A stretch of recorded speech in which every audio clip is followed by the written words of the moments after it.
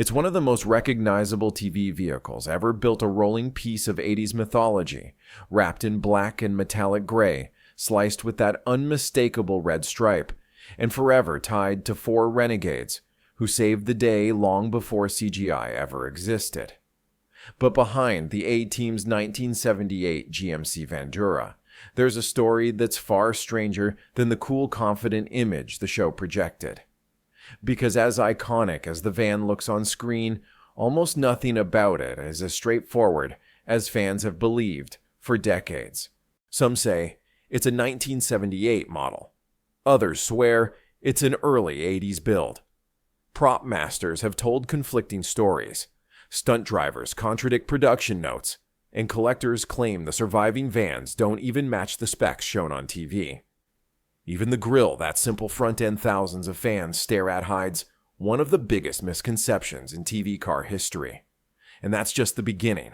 Before it became a pop culture symbol, the Vandura was born into the wild world of late 70s van culture, custom paint jobs, strange roof conversions, shag carpet interiors, and mechanical quirks that only the bravest owners tolerated. Hollywood didn't choose this van by accident. It chose it because the Vandura had the kind of blank canvas toughness that allowed creators to turn it into a TV legend. But what the audience never saw were the mismatched stunt vans, the mechanical failures. No one talks about the fake parts added just for looks, and the behind-the-scenes debates about which version of the van should be considered the real one. The deeper you look, the stranger the story becomes. Today, we're breaking down 20 weird facts about the A-Team's so-called 1978 GMC Vandura, the myths, the mistakes, the secrets, and the real truth hiding beneath that red stripe. 20. The 1978 label was never actually official. Most fans, and even some automotive blogs, confidently call the A-Team van a 1978 GMC Vandura. But here's the twist. No one from the original production ever confirmed that year. Early promotional materials didn't specify a model year, the show never mentioned it, and behind the scenes, production crew simply referred to it as the van. The 1978 label stuck only because the design looked late 70s. In reality, the hero van was from the early 1980s, making this one of the biggest cases of automotive misidentification in TV history. 19. The van was born during the golden age of custom vans. The late 70s saw America swept up in van culture. People were turning these boxy workhorses into rolling lounges with murals, bubble windows, shag carpeting, and neon lighting. The GMC Vandura fit perfectly into this era, and the A-Team's creators knew it. They wanted a van tough enough for stunt work, but also iconic enough to feel like a character itself. The 1978 model year came from that era of wild customization, a time when a van wasn't just a vehicle, it was a personality. 18. Its color scheme broke every van trend of the 70s. Back then, van culture was loud airbrush dragons wizards, metallic flake paint racing stripes in neon yellows and oranges. The A-Team Van A matte black and metallic gray body with a single sharp red diagonal slash. It was radically minimal for its time, almost militaristic. This made it stand out instantly on screen because no real-world custom vans looked like this. Hollywood created a new clean style that fans later imitated, even though it didn't match late 70s aesthetics at all. 17. The red stripe was originally a completely different shape. Early concept sketches show a stripe that looked nothing like the final version. Some drafts had a blocky triangle panel. Others ran the stripe straight across the van with no downward angle. Designers tested several versions before settling on the signature diagonal slash that dipped toward the front wheel arch. That angle, now iconic, was simply chosen because it looked fast on camera. 16. The van was chosen, mainly because it was cheap and anonymous. This is the part no fan wants to hear. Producers didn't pick the Vandura because it was a muscle machine or stylish or powerful. They picked it because it was cheap. It was easy to buy multiple copies, and it had a plain body shape perfect for customizing. TV shows of the 80s always needed backup vehicles for stunts, reshoots, and damage. The Vandura's simple boxy frame meant production could grab several nearly identical units off dealership lots without the audience noticing. It wasn't born iconic Hollywood manufactured its personality. 15. The spoiler was purely cosmetic and didn't do anything. Fans loved the massive rear spoiler hovering over the roofline, assuming it provided extra stability at high speeds. But here's the truth. It was completely useless. The Vandura wasn't built for speed, and its boxy shape created so much drag that a spoiler couldn't have helped, even if it tried. The real reason it existed, the producers wanted a silhouette that looked unique from a distance. The spoiler simply made the van recognizable during chase scenes, especially when shot long lens from behind. 14. The side exhausts were fake on some vans. Those aggressive chrome side pipes looked like they unleashed V8 fury, except several stunt vans didn't even have functioning exhaust plumbing. To save money, the production crew bolted on dummy pipes that weren't connected to anything. Only the Hero van had partially functional side pipes, and even that system was modified to survive repeated takeoff shots on rough pavement. When you watch the A-Team carefully, you can spot scenes where the pipes don't vibrate or heat up at all, a dead giveaway they're props. 13. The front bumper guard changed shape between episodes. This is one of the most overlooked continuity errors in TV car history. The front brush guard, that rugged angular steel bar, didn't stay consistent. Different vans had slightly wider guards, thinner vertical bars, or extra welds only stunt crews used. Because the A-Team often shot episodes out of order, fans began noticing that the bumper seemed to magically transform between scenes. In reality, the crew simply grabbed whichever stunt van was available. 12. The red wheels were not factory, and they were a nightmare to maintain. GMC did not offer factory red turbine wheels. These wheels were painted by set designers, who discovered quickly that the combination of brake dust, plus heat, plus weekly stunt scenes caused constant chipping and peeling. On some shooting days, the crew had to repaint the wheels between takes because close-up shots revealed fresh scratches. Continuity became such a problem that a second set of wheels was created just for photography days. 11. The interior. You saw on TV was not the real van interior. Whenever the characters sat inside the van, the shots almost never used the real Vandura cabin. Instead, the production built a separate interior set with removable walls, exaggerated lighting angles, wider benches, and more space for cameras and microphones. The real 1978-style Vandura interior was far too narrow and dark to film in, so the TV interior became its own fictional space, meaning the van the audience loved existed more on a soundstage than on the street. This is why the dashboard sometimes looks different from exterior shots, and why certain switch panels appear, even though no version of the Vandura had them from the factory. 10. Several vans had mismatched body panels painted to look identical. Because the A-Team needed multiple vans for stunts the crew often bought used GMC Vanduras in rough shape. Many of them came with dents replaced doors or mismatched body panels from salvage yards. Instead of repairing them fully, the team simply painted everything in the show's signature colors, hoping the camera wouldn't notice. Some vans even had different generation doors or quarter panels, but the black and gray paint scheme hid the inconsistencies surprisingly well. Sharp-eyed fans can pause certain episodes to spot doors with different crease lines, different window seals, or mismatched mirror mounts, all disguised under Hollywood paint. 9. The red pinstripe was not the same thickness across vans. The crisp red stripe looks identical on screen, but in reality, every van had a slightly different measurement. Why? Because the stripe was hand-taped and hand-sprayed, often rushed between filming days. Some vans had a slightly thicker stripe near the front wheel, a sharper downward angle, or a longer tail section toward the rear. One stunt van even had the stripe misaligned by almost an inch, but the editors cut around it.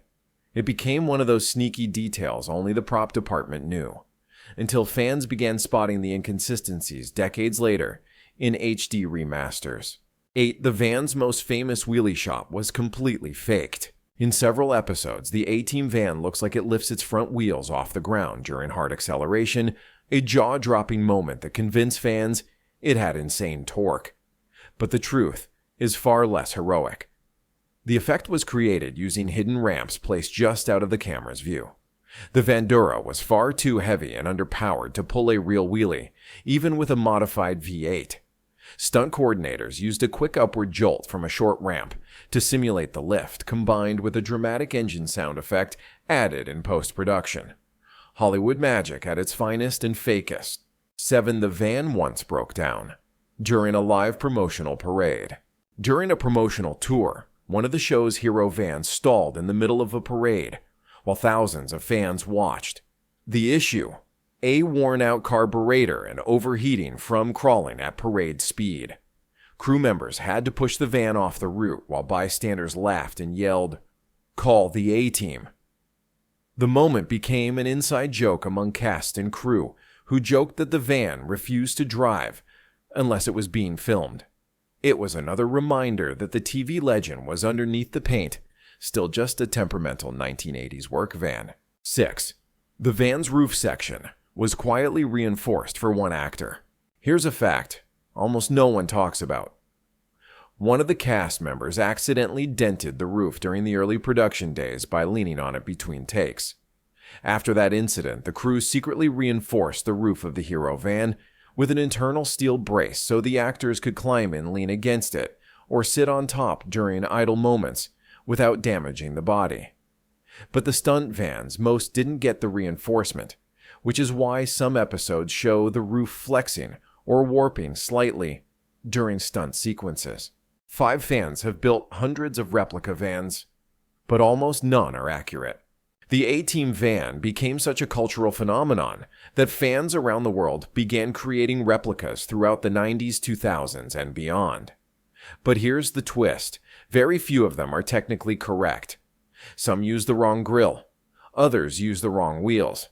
Many misplace the red stripe angle, and almost all of them choose wheels from the wrong model year. Why? Because the original production used such a mix-and-match fleet that even dedicated builders can't agree on what accurate is supposed to look like. Some builders try to copy the hero van. Others base theirs on stunt van photos. A few mix features from multiple episodes.